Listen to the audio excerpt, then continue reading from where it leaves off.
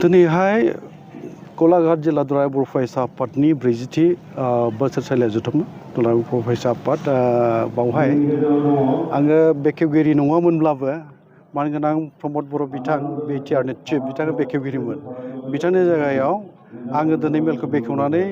होनाय जाहैबाय आं खोब गोजोननाय मोनफैदों आरो गलाघाट जिल्लाया मोनसे जोंनि रायजो जानायाव आसाम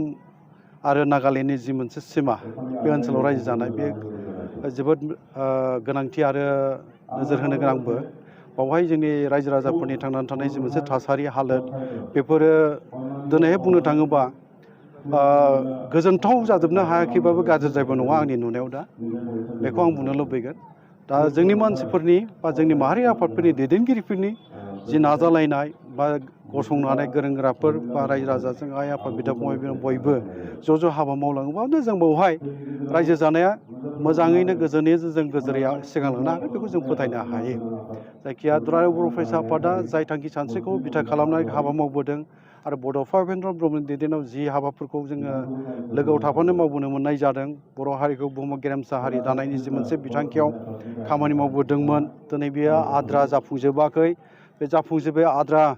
हाबाफोरखौनो जोङो मोगथां महर होनो थाखाय आफादारि जि मोनसे जोङो जोनोम होलायदों बेफोराव थानानै जों खामानि मावबोदों मावगासिनोबो थानांगोन इयुननि समावबो रायजो राजा आइ आफा बिदा फंबाय बयखौबो लोगोआव लाफानानै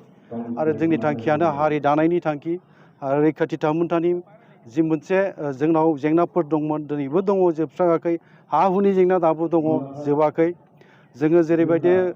ट्राइबेल सुबुं हिसाबै जोङो मोनथाय मोननांगौ मोनफुंनायाव दाबो जोङो हाजोबाखै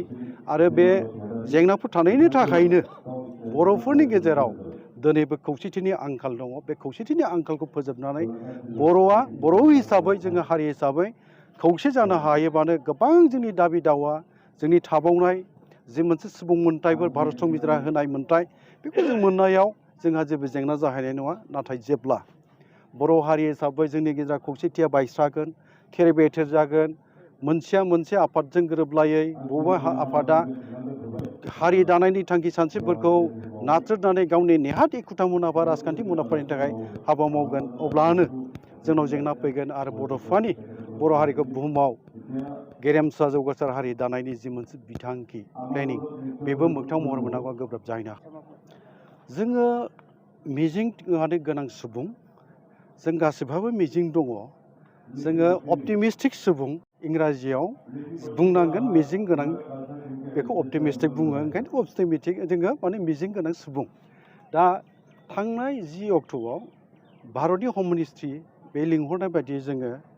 थांदों 10 अक्ट' खालि रायलायदों बावहाय दुलाराय बर' फरायसा आफादनि मानगोनां दैदेनगिरि बिथां दिपेन बर' आफादगिरि दुलाराय बर' फरायसा आफाद आरो लेङाइ आफादगिरि खोरोमदाव औवारि लोगोसे बिटिआरनि चिफ मानगोनां प्रमद बर' बिथां आरो डिपुटि चिफ बिटिआरनि बिथां गबिन्द बसुमतारी आरो लोगोसे माखासे इएम बिथांमोन एनडिपिनि दैदेनगिरिफोर जों खौसेथि बर' सुबुं आफादनि मानगोनां आफादगिरि आरो गाहाय नेहाथारि लोगोसे जोंनि बर' कसारि मोनसे गावारि खुंथायनिफ्राय आंबो दङमोन आंनि लोगो गाहाय मावफुं सोद्रोमा रमिय' नार्जारि बिथां दङमोन भारत सरकारनि अफिसियेल्सफोरथ' थाखाबायानो गोबां जोङो बाहागो लादोंमोन बावहाय जोङो सा 22 समाव बाहागो लादोंमोन रायलायनाया खोब मोजां जादों आरो मोजाङा बेखौनो आं बुंगोन गासिबो बिटिआर जि मोनसे जोङो गोरोबथा खालामदोंमोन थांनाय 2020 मायथाइनि 27 जानुवारियाव बिनि मोनफ्रोमबो क्ल'ज बा दफाफोरनि सायाव सावरायनाय जादों मोनफा मोनफा सावरायदों नट खालामनानै लादों बिथां हम मिनिस्ट्रिनि जायनाखि जोंजों सावरायनायाव बाहागो लादोंमोन पियुष गयल बिथाङा खोब सिरियासलि बाथ्राखौ खोनासंदों आरो गनायनानै माखासे जायफोर दफाफोरनि सायाव मोनफा मोनफा पार्ट जों रायलायदोंमोन बाहागो बेफोरनि नट खालामना लादों बे माइनरसिं खारहैगोन दा बुंनांगोन माने रायलायनाया मोजां जादों आरो पार्टजों रायलायदोंमोन बाहागो बेफोरनि नट खालामना लादों बे माइनरसिं खारहैगोन दा बुंनांगोन माने रायलायनाया मोजां जादों आरो गोरोबथाखौ मावफुंनो थाखाय सम जोंनो नांगौ जायो